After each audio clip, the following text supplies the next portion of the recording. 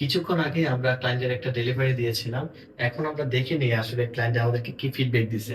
তো আমরা ১ম এ আমাদের স্ক্রিনে চলে যাব এবং আমরা এখান থেকে আমরা একটু বের করে নিই। আমাদের প্রজেক্টটা ছিল একটা বিজনেস কার্ডের। তো আমরা এখান থেকে আমরা ফিডব্যাকটা একটু অ্যাকসেপ্ট করে নেই এখান থেকে এবং আমরা এখান থেকে যদি আমরা এটা অ্যাপ্রুভ করি লাইক আমরা ক্লায়েন্টকে অবশ্যই আমাদেরকে ওভারঅল রেটিংটা আমরা ক্লায়েন্টকে 5 স্টার দিব।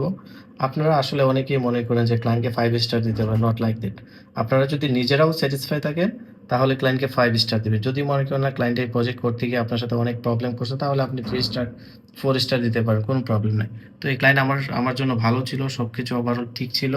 আ আমি উনাকে 5 স্টারই দিলাম এবং আমরা এখানে কোনো একটা কমেন্টস লিখে দিব লাইক গ্রেট এক্সপেরিয়েন্স। ওকে?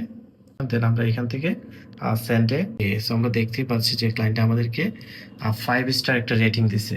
তো আপনারা দেখেন এখানে ক্লায়েন্টে কি করছে? একটা 5 স্টার দিছে এবং এখানে খুব সুন্দর একটা কমেন্টস করছে ক্লায়েন্টে।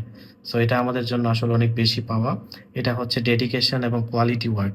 তো আমরা চাই আপনারা সবাই কোয়ালিটি ওয়ার্ক প্রোভাইড করেন। ক্লায়েন্ট ডেফিনিটলি আপনাদেরকে কাম ব্যাক করবে এগেইন। সো একটা ক্লায়েন্টের সাথে লং টার্ম বিজনেস করতে হলে আপনাকে কোয়ালিটি ইনশিওর করতে হবে এবং গ্রেট কমিউনিকেশন বজায় রাখতে হবে।